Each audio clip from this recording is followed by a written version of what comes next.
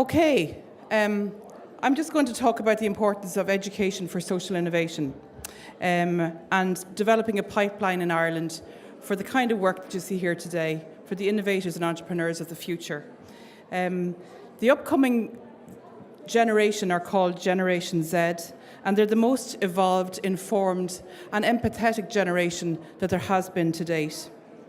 And they're people probably like you, want to know more and more about this generation and how they think, what makes them tick. And that's very relevant, but there's very few opportunities for these young people to actually use their voice and to contribute to the society of today.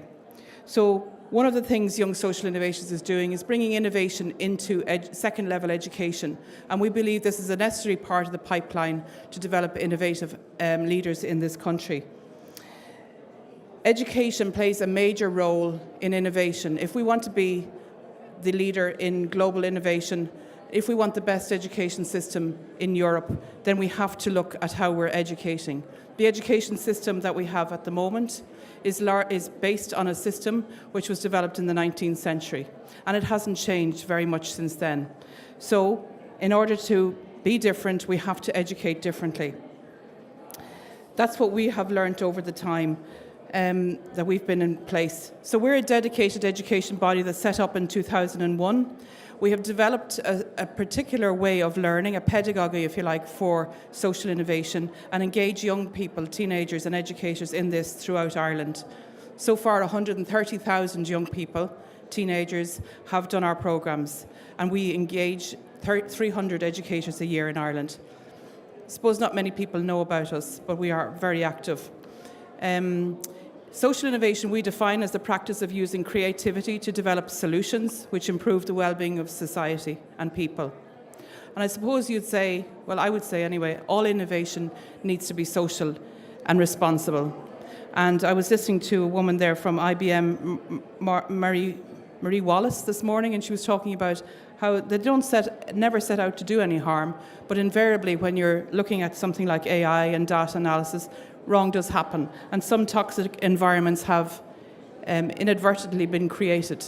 So these are the things we need to think about up front when we're innovating, and to give young people the skills to know how to innovate and innovate for good.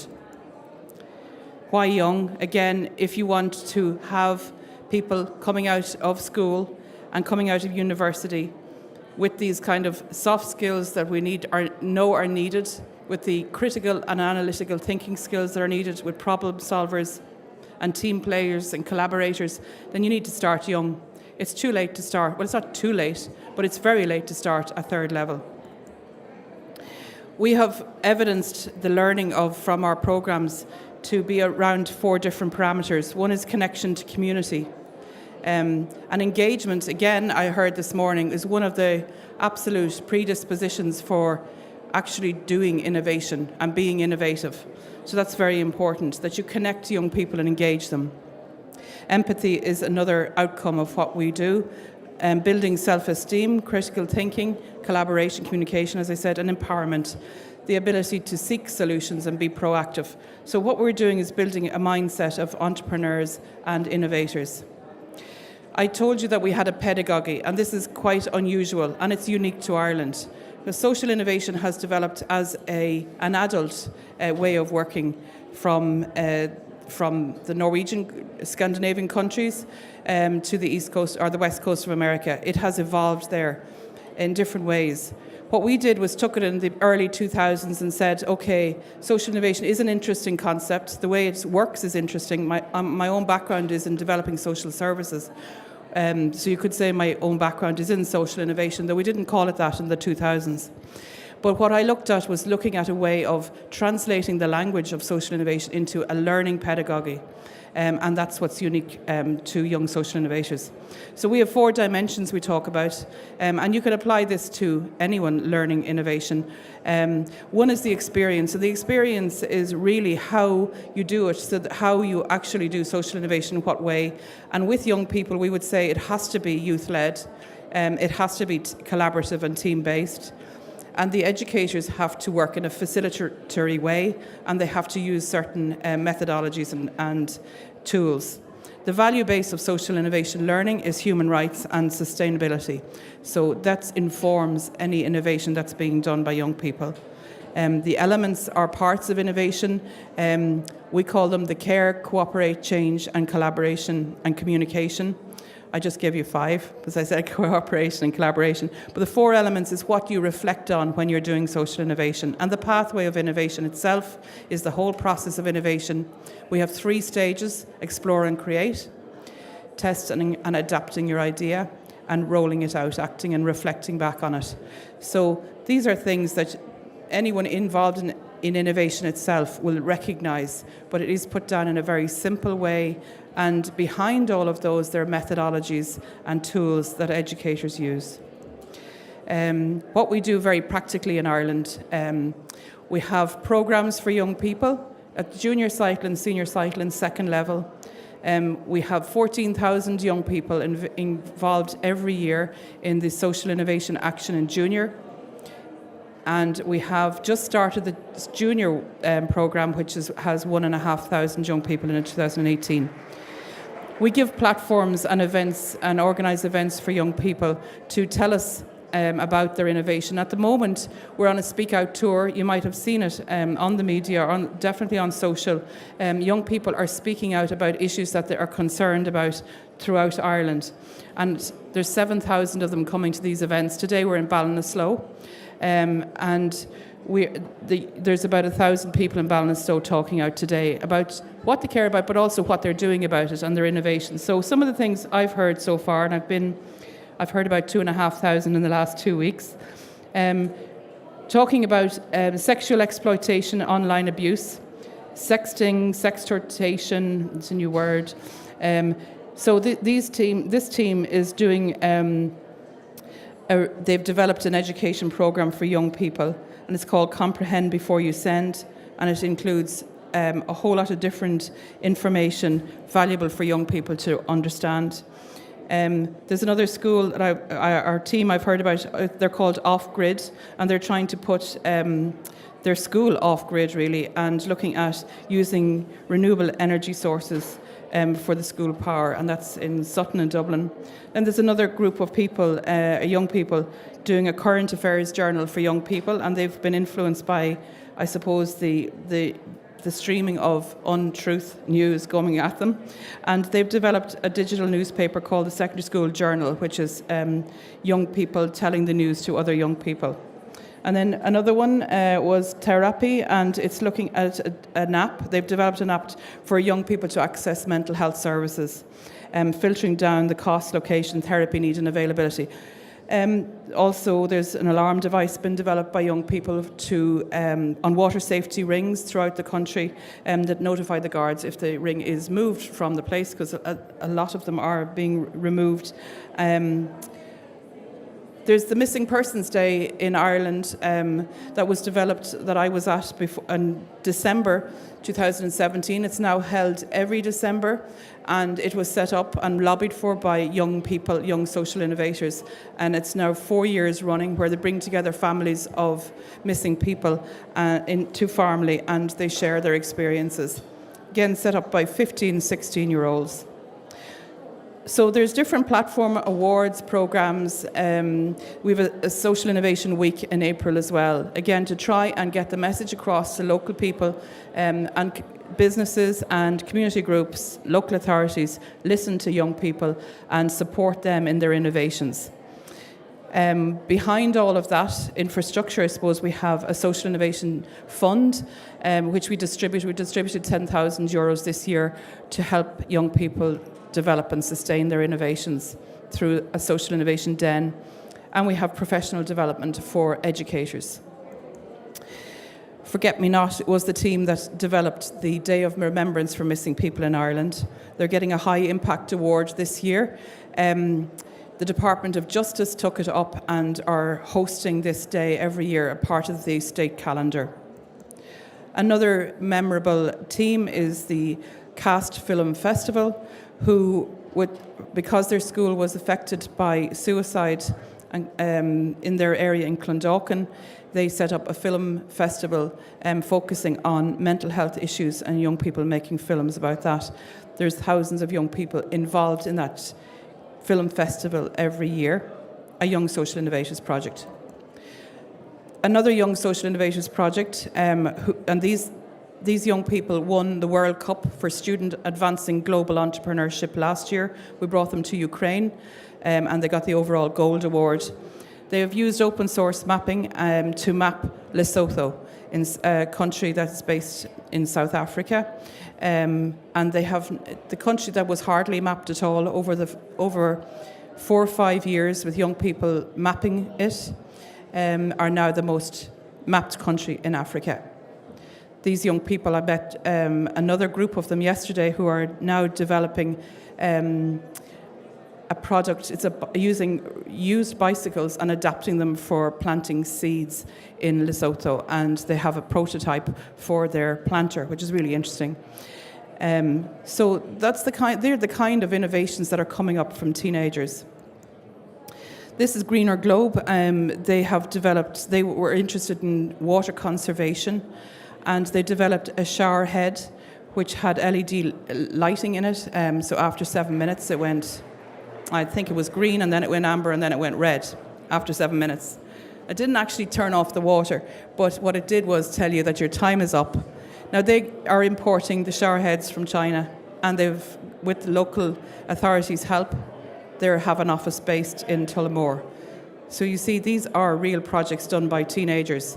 This team also won a World Cup Sage World Cup in Moscow in 2014. So that's the kind of work we do. I'd like to just play you some of the young social innovators talking about their innovations.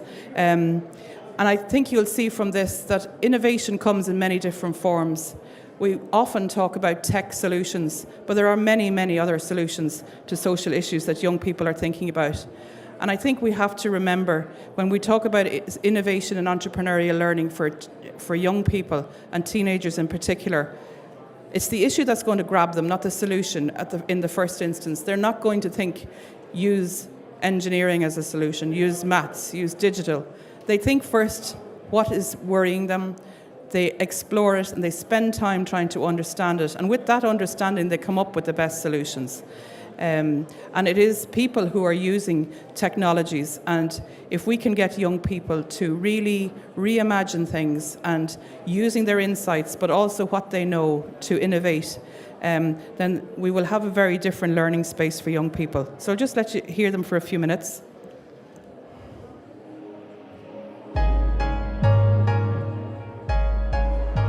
Before I started my project, I was real quiet and shy, but now since I've done it, I've got more confidence. We actually set up a company recently, and it was great to see our idea turn from the YSI then last January to where we are now as a set-up business. This isn't just throwing handouts into people, this is helping people to help themselves. Such sad cases like one in Limerick where a family still leaves the back door open for their son to come home. The year before us had done a missing persons campaign, but we wanted to continue that because we felt the cause was so worthy. The most fun part of the project was actually working with the kids and going to the school and they'd be able to interact with the kids. And because of this, I actually want to become a primary school teacher. What we're trying to do is bring 21st century learning into one big room. We fitted a lifebuoy with an alarm system and an automatic text system. So if anyone's in need and the lifebuoy is thrown out, a text will be sent to the Coast Guard. So I decided to do a project on domestic violence, mainly because we had lived with it as children and always feel like it's such a hidden subject. I didn't think that from day one that I would be like sitting in front of a business and pitching my idea. If I was writing a CV in the morning, the first maybe 5 or 6 things to put on it, but I just realised they're all from YSI. If I didn't do YSI, then I wouldn't have this, you know. The major thing that I've learned is there's 3 types of people. People who are pessimistic about things and feel hopeless. People are optimistic and they can sometimes be a little naive. But then there's people who are opportunists and they take what's there, what's real, and they turn that into the best possible outcome they can. I would always say that to the young people that, you know, I have lived the life you lead and you can go on. Once you believe in yourself, you can achieve your dreams.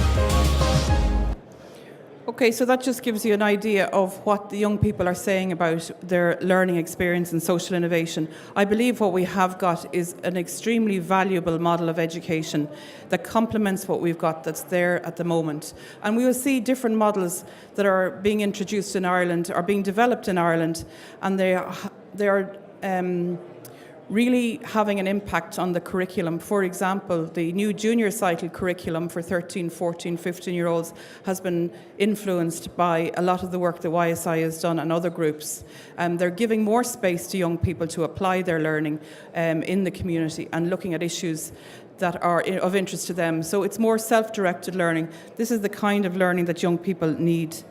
If we were to look at outcomes now in education, what I would say in the future, the outcomes should be that we're developing collaborative, curious and passionate learners and doers with a drive to continually learn, adapt and engage in the world around them for the well-being of themselves and the planet. Leaders will emerge through personal, active engagement in learning and doing. And this is very much about learning and doing and just making it more relevant for young people in the world that they grow up in. The impact of YSI so far has been we've had over 130,000 teenagers doing social innovation. I suppose the first ones are now reaching their 30s, and I come across them regularly in different businesses and different government departments and all over the place. I met a teacher yesterday who had done YSI in school, and she's now teaching social innovation. So it is a really good news story. It's not a story that you hear very often because I think it's harder to get publicity for things that are actually really good news for Ireland. But this is developed and it's in 34% of second level schools, where we want to bring it into 50% of schools every year. There's no question that this is government. What we do relates to government policy. It relates to the fact that Ireland wants to be a global leader in innovation. It relates to the fact that we want the best education in Europe. We are showing the way. And Ireland has a really good track record in education, so I think we can continue to evolve that. There's a huge interest in what Young Social Innovators does abroad. We have trained teachers in Canada, in Zambia, in Norway, in Australia just at the end of last year, and now I believe Lesotho is looking to introduce it into their schools. So that is just to show you that this kind of learning, what we take for granted maybe in Ireland sometimes, is really prized in other countries. And I think why that is because people are looking for ways. It's not just about innovation, it's about engagement, it's about civic responsibility, and how do you do that in today's world when you have young people who are highly connected, they're digital natives, they're streaming information to them all the time from not particularly from local sources, from global sources. It is very hard. We don't know what to do about that at times. How do you engage young people in just local areas, in local things that matter to them, things that are around them? You have to find new ways of doing it. I think we've found a really good way in social innovation education to engage young people in their communities, in finding out what's going on around them and then doing something about it. We need to do this. If you want a future with innovators, if you want a future of social cohesion, if you want a future that's peaceful, all of these things, you have to engage young people and provide the opportunities for that. I was on Ivan Yates' news talk on Monday, and he asked me, well, young people are not prepared for the workplace. They don't have these soft skills, they don't have this, that and the other. And it was like as if they had the problem. And I was kind of saying, well, actually we have to adjust to the world that they're in, and we have to adjust our workplaces, we have to adjust our education to make it more relevant for these young people. They are moving ahead, and they will move ahead, but we need to create the right settings for them and the right environments in which to learn. So social innovation education can change the world, and I think that's what we say. And what we have done is built a strong scaffolding around social innovation and entrepreneurial learning. We believe the same skills apply to any kind of innovation. Innovation that looks at purpose, is good for communities, is providing social value, is what we should all be about. We are part of a stronger and a longer-term project on developing a pipeline for engaging young people and all people in innovation for good. We need support from government. We need public and private and community support. and from all sectors, youth, health, community, education sectors. But business leaders have a huge part to play in how this will shape up in the future. And if you'd like to be part of that, please do contact me. Thank you very much.